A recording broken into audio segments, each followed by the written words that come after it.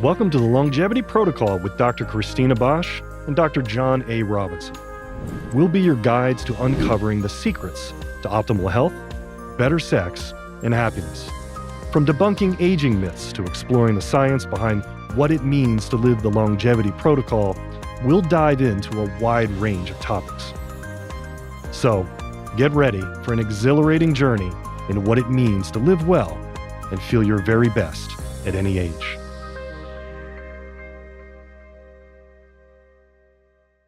Hi. Hello.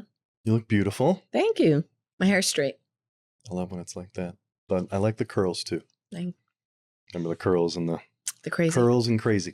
So today that my hair is straight, I'm going to be much more calm and reserved. Calm and reserved. Mm-hmm. Yeah, we'll see how long that lasts. I can see the curls starting right now. The sweat makes it.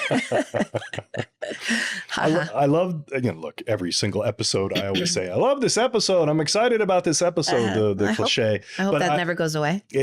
No, I'm usually excited about each topic. Yeah. This particular one, I'm extremely excited about. We're going to talk today about Make America's Children Healthy Again report, specifically the first MAHA report that just came out through the commission and RFK's commission. Great. And that was, it was an executive order, if people recall. And in that executive order, in the first 90 days-ish, they were supposed to give their first assessment. And that's what this is about. So anybody can find this particular report. It's on the whitehouse.gov website.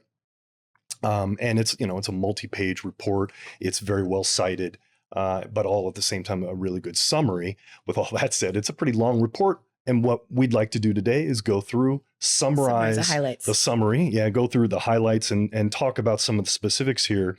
And, for us, of course, this whole MAHA movement has been really, really so big. It's just massive for us as doctors in this particular field, seeing the resurgence or renaissance almost of people just waking up and wanting to be healthy and seeing that priority. I think it's so refreshing and sort of validating of what it is that we've been doing and involved with for decades. Validation is the right word, because it's really validating on two fronts. The first one, as a physician, for sure, something that we've been dedicating our entire professional life to, this idea of health and wellness, right? I particularly have always said that part of the reason why I have focused on women is because I realize that when you're working with women, often moms, what you're doing is you're allowing for a positive impact, or the potential positive impact, for future generations, because the moms are the primary decision makers of what's happening in the household, especially what's happening with the kids, right? So for me, this is like a dreams coming true of seeing actual policy that is going to impact the life of all Americans, regardless of geography, socioeconomic class, culture, etc. And the second reason that it is so exciting is just personally. I was having a conversation with a girlfriend the other day, and she was saying that politically she's not aligned necessarily with the current administration. So she has found herself perhaps quite disconnected from the whole MAHA movement. And I was really trying to explain to her, I said, this is not a political discussion. This is a female, it's everybody, but from my perspective, right? This is a female discussion. This is moms who made the difference, who are the primary advocates for getting this movement going and succeeding, are not the Ivy Leaguers, are not the high-paid professionals. It's the moms. It's the front line. And that just is so exciting and empowering to feel that my voice and my opinion have made a difference. That's great. And with your friend, and I know who you're talking about, I think through your discussion with her, she was starting to understand a little bit more, just when you were going over even some of the basics about it. It isn't political. And I want to continue to say that because I don't want, that's what they want, the they that I always say. The they out there wants to make it political because there is always an interest out there, not necessarily on one side or the other, but there is a big interest out there that doesn't want to see this movement move forward because it's in the end just about let's money. be very clear. The they is big farm and big pharma. And if big farm and big pharma and big ag can make this emotionally divisive, then they start to win. And the reality is that this is an American ideal, I cannot imagine any American, when you start talking to them, does not believe that the health of our country and the health of our children is one of their top priorities. Right. And also it's pretty, you really got to be blind if you don't see that, in fact, we aren't very healthy at all. Correct. And well, I shouldn't say, maybe that's... No, it's still correct.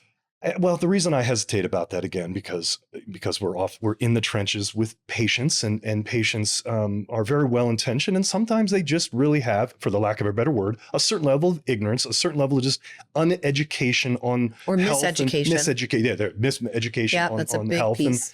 And so again, meeting people where they're at and saying, hey, even it might be as obvious to us and obvious to people that are aligned with how we think from a health standpoint, it might not be, even though the patient or people want to actually try to do better with their health. So, I just want to say one more thing before we get into the details, that what I love about this is that it really doesn't matter whether one is just ignorant to the information because they haven't been exposed, or they've been exposed out of curiosity but found themselves reading and trusting the wrong information. What I love about this is it's common sense wellness. Right. That's what's so brilliant about this. So when we get into it, I think we'll be able to highlight how that's true. Yeah. Okay. And some of it, and I think we can, and some of this certainly is, a lot of it is common sense. Most of it certainly is, but some of it isn't. There are some nuances here that, that are policies and things that we've just sort of become accustomed to, that there needs to be a schism. There needs to be this break in the way we have thought about health, how we've approached it in general, and change this around. And that's probably one of the reasons too why this is still going to be controversial, because it's a big paradigm shift. Okay, the MAHA report, and back to what you were saying about with moms and kids, this is where they decided to start. They didn't just simply start talking about the state of health for adults, which we can certainly, that they can certainly get into, but they decided to start with the kids because that is where it starts. We may be a generation away from even more demise that we're in the midst of, right, but we're also only a generation away from improvement and correcting it. Yeah. Mm-hmm. So start with the kids because that's where we're going to have long-term benefit and results. Mm-hmm. Okay. All right. In this report, there's 6 key sections, mm-hmm, and I'll just go over what those 6 are real quick, and that's what I'd like to go through and through the summary. There was an overview of chronic disease as an epidemic in the United States. They talked about that. It was the first section. Then they got into essentially just what are the reasons behind all of that, and this is ultra-processed foods. They get into that. They get into talking about environmental toxins. Then they talk, and all of these, again, affecting kids. Then they get into the fact that kids don't exercise. They have digital issues with phones and video games. And then ultimately that leading into mental health issues, or just simply having mental health issues. And then that finally leading into the over-medicalization of our kids, all the meds, vaccines, and this, what they call corporate capture. Mm-hmm. And there is sort of this corporate, there's a corporatization of medicine in this country that's unique, from a commercialization of medicine and capturing them based on how they're presenting information about health. And that's what they're doing to kids. And then ultimately the final 6 sections, just the next steps, and ultimately they just meant the research and the investigation of what they need to do. And they listed out about 10 things or so about what they want to do moving forward and what the next steps would be. So the first section really, again, was this overview of the chronic disease epidemic. And we have said this before. We have talked about how RFK in his succession speech, when he kind of dropped out of the race, and that's what was kind of the first moment where we really heard what he was going to be about. And he talked about how we spend more money than any other country, any other developed country by far. And we have the lowest life expectancy. World Health Organization ranks us in and around 30th out of developed countries in terms of overall health. It's horrific. Right. It's horrific because it's the 30th and it shouldn't be. We should be top 5 at least. And also we're 30th for all this money being spent. And here's the right. So on top of everything, we don't even run a good business. No, it's right. Well, someone's running a good business. True. It's just not a good business for the business is good, but not the wellness. Correct. We spend about $11,000 per capita. The second to that it was Switzerland, if I remember right, and they were about 8,000 per capita. But most, like the UK, all the developed countries, were somewhere between $2,000 to $8,000 per capita. With better health outcomes as well. Our life expectancy is 77 years. Their life expectancy ranges between 80 all the way up to 85 years. So, they're spending way less money and have way better. 77 is so young. Yeah. Yeah. And it's, I think it had technically gone down as well. So this is a massive problem. Okay. So number one.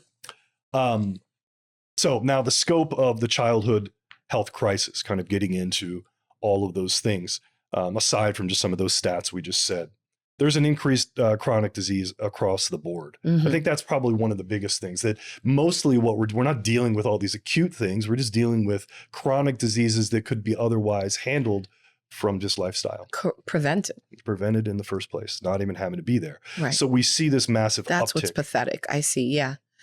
Mm-hmm. 40% of the roughly 73 million children aged 0 to 17 in the US have at least one chronic health condition, such as asthma, obesity, mental health disorders, all that. Mental health disorders are in a massive uptick. And then autism, which I think autism is one of those stats that you'll hear RFK talk about quite a bit, and others now talking about this.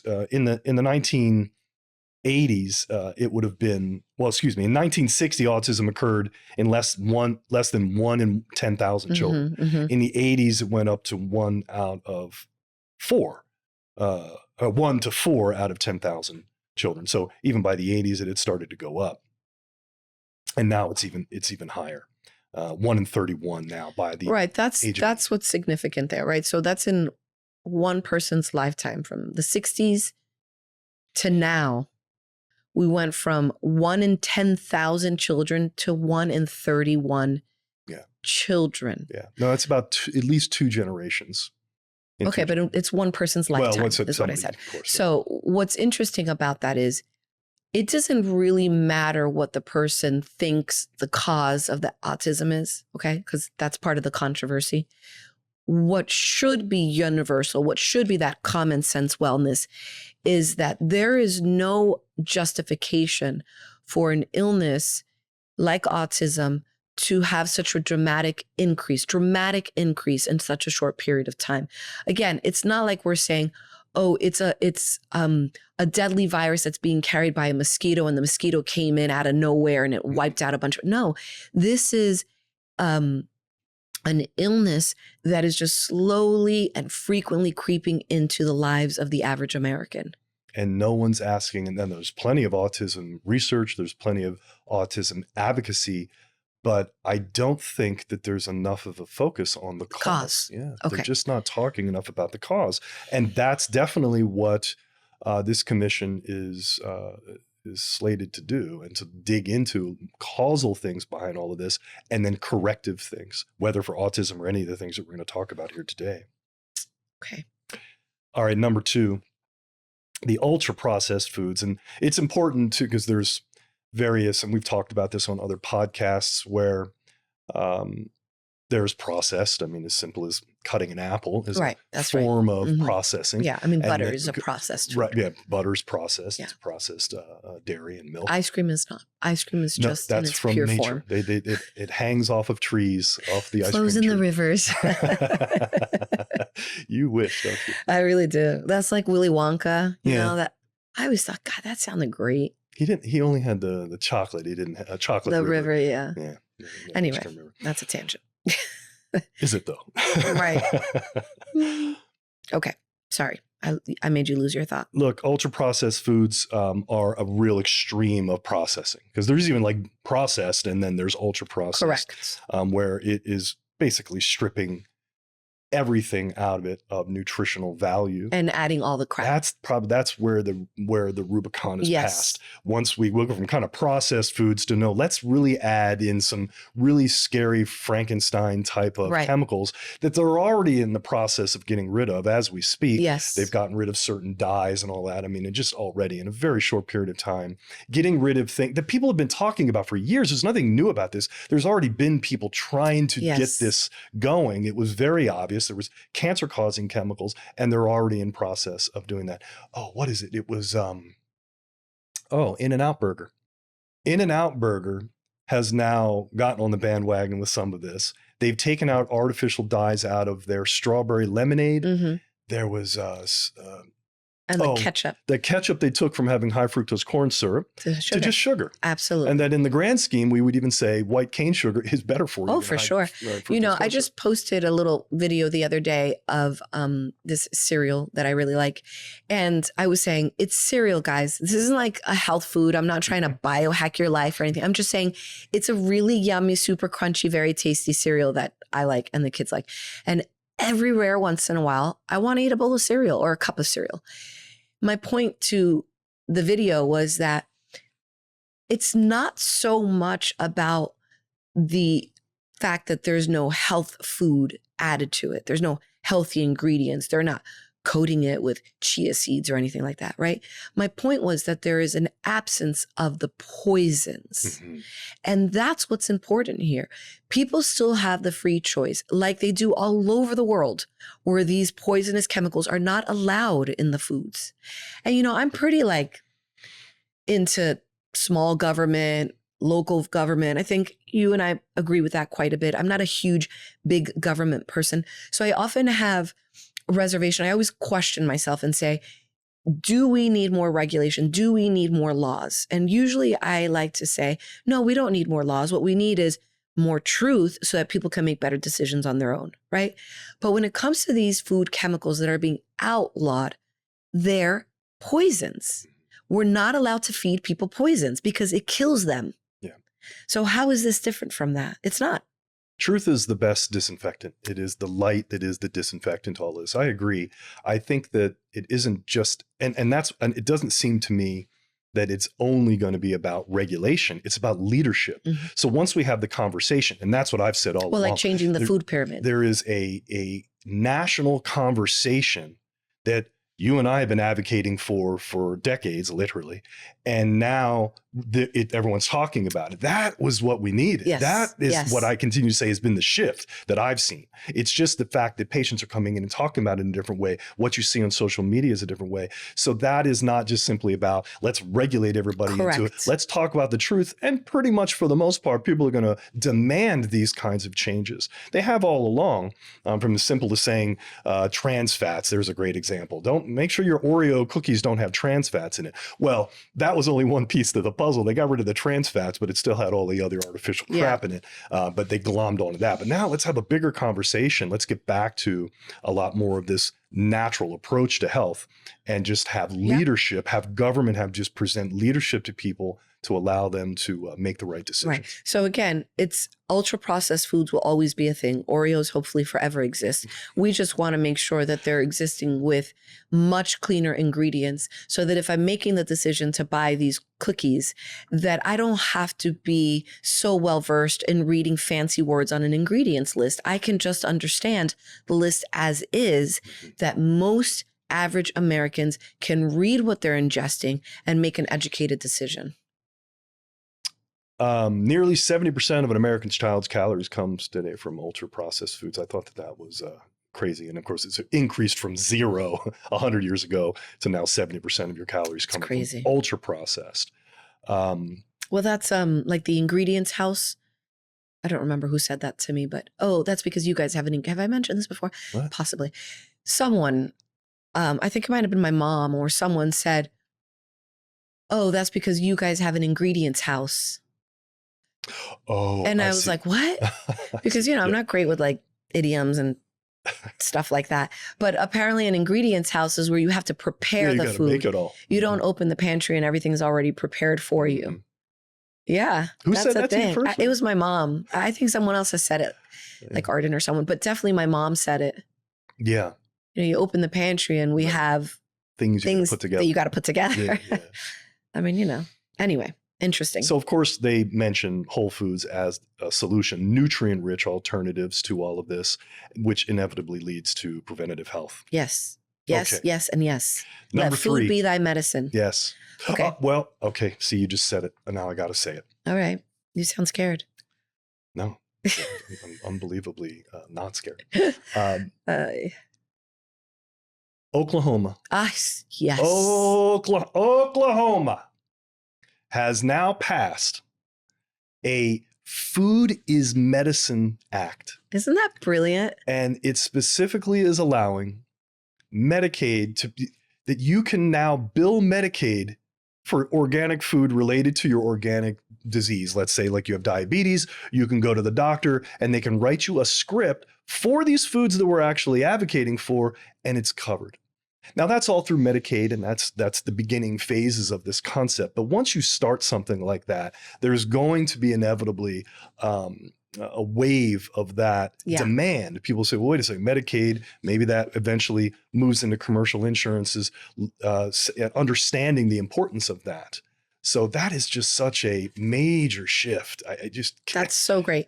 5 years ago, 10 years ago, a year ago, it's hard to fathom that would be true. And about that is then that means we have to start bringing back into the medical schools true knowledge about what are the foods that aid in healing, what are the foods that contribute to disease. That's a great point. And that's because that's where a lot of all this starts. A lot of the mess really starts at the medical school level, and then it is propagated by big pharma being sort of moving the doctors into a direction about what they can and can't do in terms of helping patients. You're right. If it starts there and they get that education, it makes sense, because if they're having to get it covered through insurance in this way, even with Medicare, Medicaid, then they need to be educated on it. Makes sense. Yeah.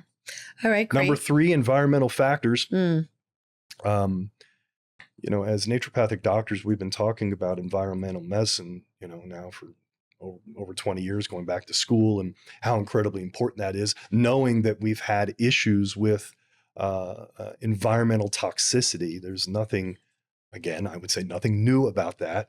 But we're talking about it more, and we're understanding how, you know, the people who are the most vulnerable really are children, because it's about how sensitive their nervous systems are to these chemicals. You know, children are the most vulnerable. Children are also incredibly moldable.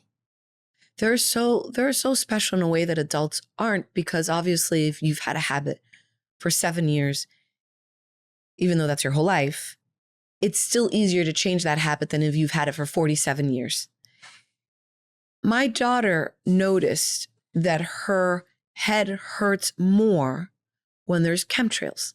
She noticed that. She said, you know, Mama, because you've pointed out the chemtrails and you've been educating them about what that is. So she said, you know, Mama, I've noticed that when the sky is clear, I don't have the headaches. I noticed that the headache will come because she's pretty gluten sensitive. So sometimes when we deviate from the diet a little bit more, then she's more susceptible to these environmental burdens. The flip side of that is also true. Is she gluten sensitive? Because it's not celiac, it's not a true allergy. Right. So is she gluten sensitive because she's more sensitive to environmental chemical overburdens? Yeah, I would say it goes both ways.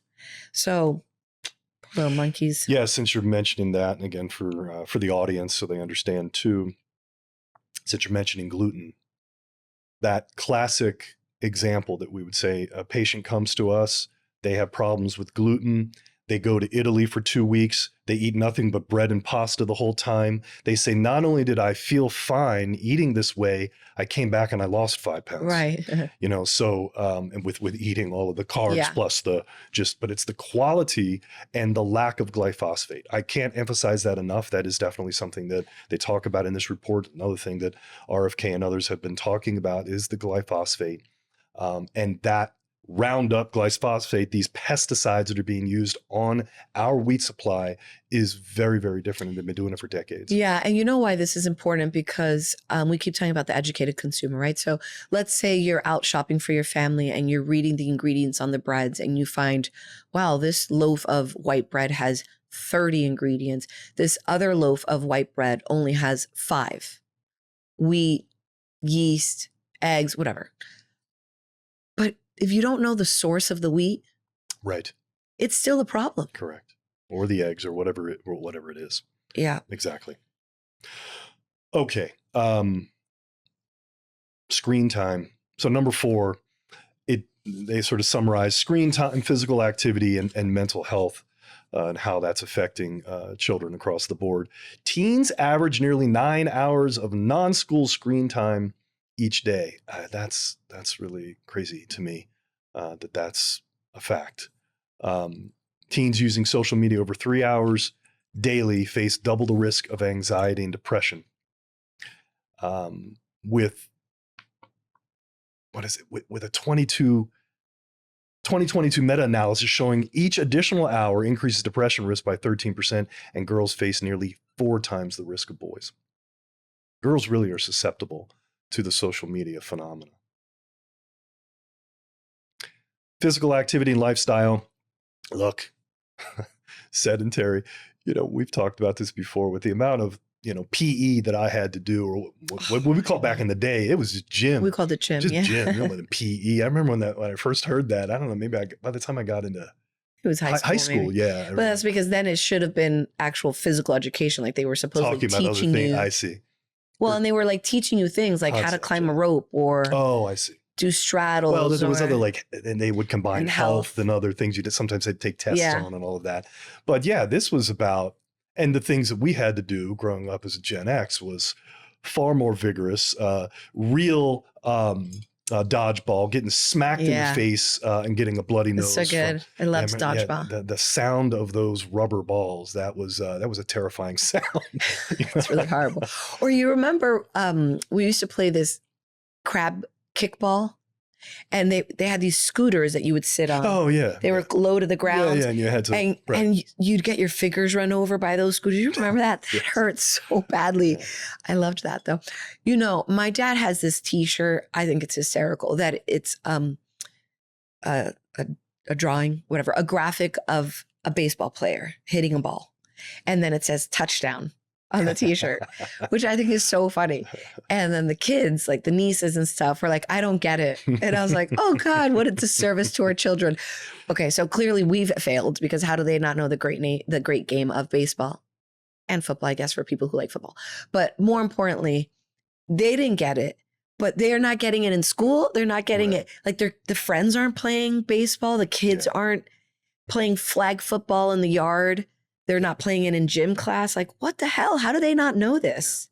The number of hours that were previously dedicated to being outside and having some, like, whether just general recess, sort of the free-for-all recess plus gym, and making that a priority, it's just plummeted. Yeah. In some cases, they don't even have it at all, and they're just trapped into, Yeah. a school room, all day. And then there's all those problems related to this that are about physical complaints, like the head angle and all of the problems that come a little bit later in life, adolescence, or when you're in your early 20s, because you've had your head hanging forward. So now you have all these postural issues, which, whatever, pick an organ, it gets impacted. And then also aesthetically, you've got the tech lines that everybody complains about wanting to get rid of. Tech lines. Yeah, the lines on the neck that are not pretty, they're unsightly. So then people are like, well, what do I do to get rid of my tech lines? And then there's all these medical aesthetics procedures that you can do to that. But also, don't use your electronic devices that much. Keep your head up. Yeah. Anyway. So obviously the answer to that is just getting kids to play more, integrating these types of things more. The body is designed to move, so we need to move. Mental health consideration, this is the big kind of part of all of that too. Rising rates, social isolation. And, that of course was amplified by COVID and the shutdowns and the damage the permanent damage that all of that nonsense wound up doing to kids and adults. But there's more social isolation anyway for kids because the screen time and focusing on other things are just not around people. The way they communicate with text messages and things, this idea of just sort of face-to-face communication, they're socially isolated. Interestingly, more academic pressure. I find that interesting where we have it's almost like an over schooling of kids and a lack of education, undereducating and over schooling. So they have all of this academic pressure that doesn't necessarily yield any fruit in the long run for a lot of them. It's just extra pressure leading into some of this mental health distress. Well, if you're not being taught how to learn, if you're just being taught what to learn, then there's a lot more facts and data points that you've got to cram into your head so that you can succeed on your tests. There's this lack of general ability to communicate. It's just data dumping. And if one has the skill and the ability to communicate, written and oral communication, then they will probably be able to problem solve most things that they will need to know as they age. Problem solving to that would be what kids don't do enough of. What schooling is doing, this process where you are getting a lesson and then you take a test. Real life usually is you are tested so you can learn a lesson. Right. That's a good point. And that's what we need. We need more of that. And that's letting kids go, let them fail, let them fall, put them in an environment where they can, in a controlled way, have risk and let them figure it out. Let them be tested, test themselves so they can learn a lesson. And, examples of that making full circle, going back to this concept of recess, you're using your imagination. When you're using your imagination as a child, what you're actually doing is developing the skill to problem solve. You're dealing with conflict on the school playground. Someone's being a jerk to someone else. Figure it out. Even sometimes if that means fighting, figure it out. Those are all normal lessons of childhood that result in a well-formed adult. But we're not encouraging that. We're not letting that happen. Well, it's interesting how we sort of segued into that. It wasn't even a segue. It's part of the list here is that they said potential interventions is promoting emotional resilience. And that's exactly what you're talking about. We're both talking about. How do we allow them to get into a position where they can emotionally regulate for the future and test themselves and learn. And then they won't be so conflict avoidant. If you're conflict avoidant, then you're going to be more fear-based. It's going to definitely shape the way you live your life. People who live in fear do not tend to claim that they're joyful. Number 5, over-medicalization and its implications. I think we've talked about this in other podcasts, not necessarily as it related to children per se. I think it's a slippery slope of a term. Over-medicalization. And the reason I say that, obviously, we're sitting here as doctors and we believe that there should be relationships that are established with people, having a coach and all of that. And then it depends on what we mean by medical and medicalization. I think over-medicalization, like putting a label on something that isn't necessarily there, can be an issue. But avoiding the doctor and not having someone that's an advocate and understanding these things and engaging your health too also is a problem in and of itself. So be clear about what this means. I know you and I don't always agree necessarily on this per se or the nuances of it, but I think diagnoses are very helpful. I think the problem is once there's a diagnosis, there's no deeper thought usually backwards. It's only forward. The backwards is, but why do I have this diagnosis? What was the cause of the condition? I would say the over-medicalization isn't, like you're saying, don't avoid going to the doctor. Don't avoid learning what's going on. The over-medicalization perhaps is, are we diagnosing too quickly and too freely without doing a thorough investigation and a thorough discussion. And once we have that diagnosis, are we truly evaluating why was that condition developed in the first place? Because if we can address the cause of a condition, then we almost always dramatically improve outcomes. Yeah, it's the context of how you just diagnosed it, and it's the context of what medicalization would be. If you are looking at it from a preventative standpoint, it's a very different animal than saying, let's just go ahead and label this kid in some way quickly, and then from there, that automatically forward instead of, you said backwards, to say, hey, let's find the causal link. Let's just go forward and give them a pill. I mean, even from a natural standpoint or a herbal standpoint, other things, these are still forward moving things, but they have less risk associated with some of those things. But yeah, there is the prescription rates are out of control for conditions like ADHD, anxiety. It's many of these medications have huge risks. I heard an interesting statistic. Of all the mass shootings that we have had in this country, and this would be a health issue, we would say here, talking about, let's say, guns, the gun issue. This is a health issue. Of all the mass shootings we have had, 0 of them were not associated with those kids being on some of these types of medications that they treat for ADHD, anxiety, the SSRIs, the Prozacs of the world. Every single one had that association. And we know that there is clear in the literature that there's increased risks for suicidal thoughts and these types of things and harming others. It's clear. So and these even more medications reason need to why be used wisely. They need to be used wisely, and they need to be prescribed by mental health professionals. Yes. That is something that I'm a big advocate of. Obviously, I have a bias, but I do What think— is your bias? Everybody knows when you say that. I come from a family that's healthily packed with psychiatrists. I'm not psychiatrists. I'm just going to say that. So these are people who have been medically trained to understand the physiology, the biochemistry, the neurotransmitters, and also to recognize signs and symptoms that might indicate some sort of compound other physical ailment. Okay, like hypothyroidism, for example. A big part of the over prescription of antidepressants and anxiolytics, anti-anxiety medicines, is that they're not necessarily, often not being prescribed by mental health professionals.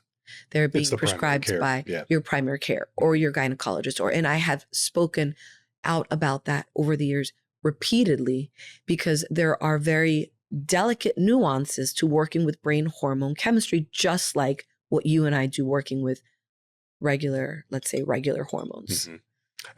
Absolutely. Fully believe that.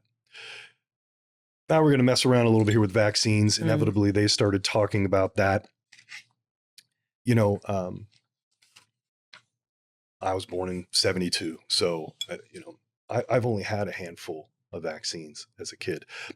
Since 1986, the average kid, by a year old, they would have had 3. They would have had 3 vaccines. That's in 1986. And I was born in 1972. So maybe mine might have been roughly about that. It was in 1986 where they changed the laws that then at that point took away the liability from the vaccine manufacturers right at that point. That was during the Reagan administration. And at that point, they just started adding all of these vaccines that now there is 29 injections, so including utero exposures from vaccines administered to the mother. Right. So let's just reread this more clearly. This says, since 1986, for the average child by 1 year of age, 12 months on this earth, the number of recommended vaccines on the CDC childhood schedule has increased from 3 injections to 29. 29. That includes what went directly into the child's body, directly through injection, plus what happened in utero from the mother.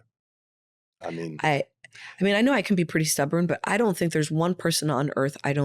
I can't imagine one person, regardless of their credentials, that can explain that to me. I don't see an evolutionary perspective. What did we change? How did humans change? I mean, I didn't develop fins. I didn't develop gills. Have you developed anything different in these past 40 years? Anything like that? I mean, I don't know. I'd have to think about that. You'd have to tell me. I mean, you're always checking me out. Oh, So. that's true. I do check you out. No, I don't think there's any additional appendages on me. Any strange evolutionary. It makes no freaking sense. No, and especially what the argument also could be, well, did we have more risk for the additional 26 diseases or however many more diseases it was? Did we have that much more risk in comparison to prior to 1986, where there's some new things that came up that they had to protect us supposedly from, and there just wasn't. Well, a good example of that is chickenpox. Because we just had a quote unquote concern about that here. Why? No, it was the measles. Measles, chickenpox. Everybody got chickenpox when we were kids. I had it, yeah. Not everybody. My parents didn't get it, and they got it as adults, and it was really, really horrible, and they suffered a lot, and they're okay. Yeah. I understand one isn't always okay, but statistically, the amount of people that are going to get chickenpox and have mortality compared to just getting the chickenpox, it just doesn't make sense. Yeah. I'm not well educated on this subject. You definitely are the leader on this. I'm not. But as I said, I can be quite stubborn and instinctual, and I vote no. Well, that's it. I mean, I'd say you're educated for sure on this. You and I have talked a lot about this over the years. Just so everybody knows too, in contrast with all of these vaccines, compared to Europe. There you go. We have every single state has some level of mandate for vaccine. That's the other thing. So there's a policy issue going on here. So what we were talking about before, there are some policy things that are leading us down these paths, whether we know it or not. Now, fortunately, in the great state of Arizona and others, there are religious exemptions and just personal exemptions. Just I don't want to because I don't want to. But many states don't, in order to allow children to get into school. This is what makes it to me clear that this isn't really a health issue. This is a political and financial issue. Yeah. Because if this really were about protecting children, then there would be consistency definitely across the country and probably worldwide. And there's a dramatic difference between the vaccine schedule in Europe compared to the United States. The vaccine schedule, as well as half of European countries, including the UK, do not require childhood vaccination. I actually didn't realize that till I was researching this and reading that report. I didn't realize that. I would just have assumed that they had just as many mandates, but it is that much more back to the sort of corporatization of medicine that they've been able to kind of get in and create policy that just mandates all of this without question it's crazy. And so what's important, and you and I decided to make sure we talked about this today. People sometimes want to know, what do we personally think about vaccines? We have 4 children. Our oldest daughter, she received vaccines only in the first handful of months of her life. And it was at that point that I specifically was doing a lot of research and realizing, wait, there's really a lot of problems. And this is now 23 years ago.